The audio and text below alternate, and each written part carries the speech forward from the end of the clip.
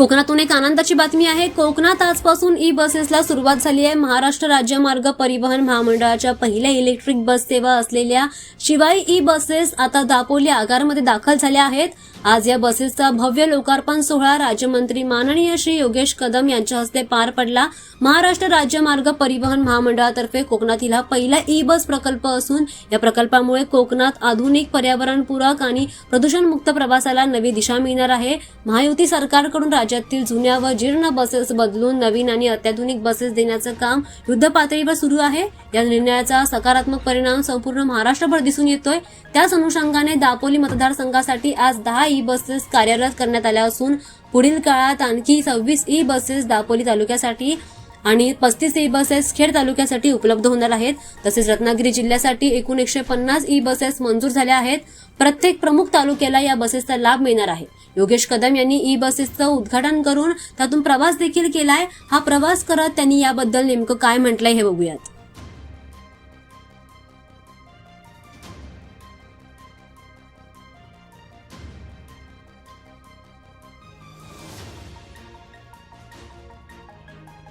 Electric bus म्हटल्यानंतर महायुतीच्या सरकारच्या वतीने महाराष्ट्रामधील सगळ्या बसेस ह्या बदलण्याचं काम चालू आहे। जुन्या बसेस कालांतराने ज्या बिघडतात, नादुरुस्त होतात, त्या बदलून नवीन गाड्या देण्याचा अतिशय महत्त्वाचा निर्णय हा झालेला आहे आणि त्याचा चांगला परिणाम संपूर्ण महाराष्ट्रामध्ये पाहायला मिळतोय।